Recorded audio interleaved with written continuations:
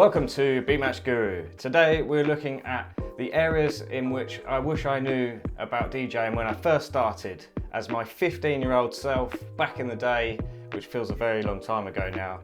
Just a few areas and mistakes that I made from day one of DJing. And I wanted to share these with you just in case you're learning to DJ and you're not going to go in the wrong direction. So without further ado, let's get stuck in.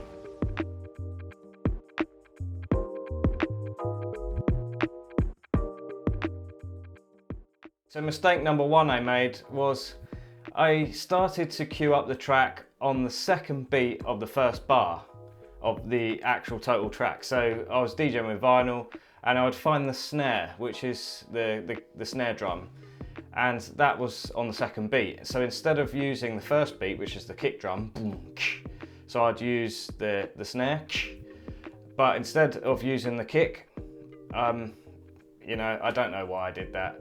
And the reason why this is bad, queuing up with just the snare, sometimes it can throw you off in terms of counting beats, bars and phrases. And at that point in time when I was first starting, I didn't know about beats, bars and phrases.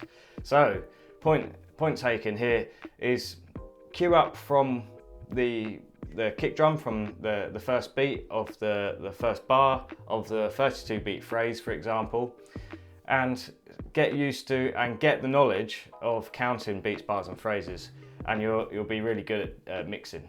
Simple as that. You'll be able to count the beats, bars and phrases, know where you are within a track and start phrase matching. So yeah, that's the first one. Mistake number two is that I was shy.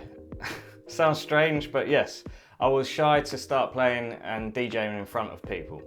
And you know what, if I'd look back at my DJing self when I was like 15, 16, I would say, look, just don't be shy.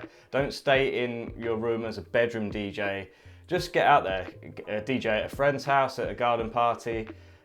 Just speak to local club nights, or bars even, and just see if they've got a night or an early slot in the night to start practicing and playing.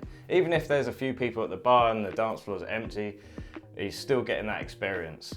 So yeah, if I was speaking to myself in the past, I would say just don't be shy, be courageous and get stuck in. Just DJ as much as you can and don't worry about what other people are thinking, because you'll get there eventually. The number three was that I used to stop my DJ mixes if I made a mistake. And I used to record the DJ mixes, which is really good, so it's practice under pressure, but I'd get in a huff and in a strop and I'd stop the recording and start again.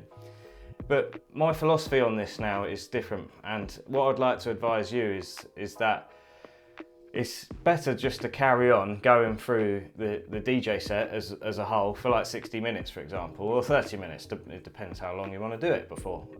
But carry on, don't stop the recording, because when you're out DJing, wherever it may be, wedding, club, bar, whatever, you're not going to just stop the track and go, oh, that was a rubbish mix, so I'll start the track again.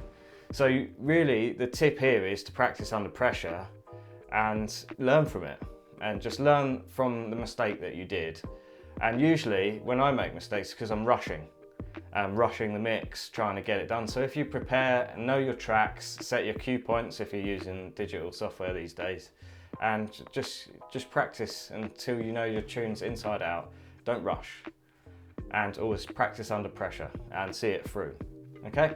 So that's mistake and tip number three. The fourth area is the learning harmonics and the key. So about the compatibility of tune selection. So what I didn't know anything about this when I first started, and I urge you to learn a bit about harmonics and the compatibility of two tracks. Because if you're DJing a genre of music that has quite melodic sounds and a lot of chords and stuff, it's really, really good to know that, because some tracks work really, really well together if they're in the compatible key or in the same key, for example. So it just helps with making seamless mixes and sounding more professional, an all-rounded mix in total. So yeah, them are 4 tips. If you're learning to DJ, then sign up to the Beatmatch Guru newsletter. So you go to Beatmatch Guru or type into Google Beatmatch Guru newsletter. You'll get a checklist of all the different things that you need to learn and that will really help you tick off the skills as you're getting better as DJing. So yeah, sign up to that, like and subscribe the video, and we'll see you next time. Good luck.